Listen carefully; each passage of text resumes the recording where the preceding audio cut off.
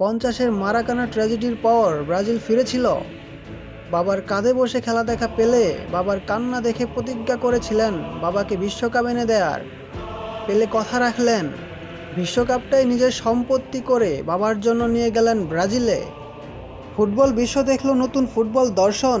পেলের পায়ের জাদু, গারিনজাদের নান্দনিক পাসিং ফুটবলকে রূপ দিয়েছিল শৈল্পিক ক্যানভাসে। ব্রাজিল জিতল 3টা বিশ্বকাপ। 70-এর পর ব্রাজিলের দুঃসময় শুরু। কিছুতেই চিরচেনা ছন্দে ফেরা হচ্ছিল না ব্রাজিলিয়ানদের। নান্দনিক ফুটবলের স্বর্গরাজ্য ব্রাজিল যেন হারিয়ে যাচ্ছিল। নক্ষত্রেরও মৃত্যু হয়, কিন্তু ব্রাজিলের ফুটবল সৌন্দর্য কখনো মরে না। দীর্ঘ 24 বছর পর ব্রাজিল ফিরল 70-এর রূপে।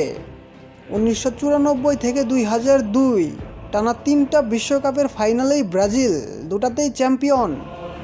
রোমারিও, রিভালদো, রোনালদো, দিনহো রীতিমতো জগবনিতর ফুটবল ফুটিয়ে বিশ্বকে তাক লাগিয়ে দেন।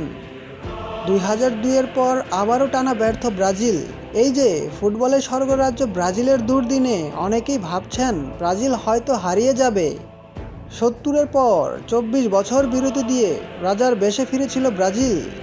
2002 থেকে 2026 দূরত্বটা 24 বছরের। ব্রাজিল আবারও ফিরবে, ফুটবলের সৌন্দর্য নিয়েই ফিরবে।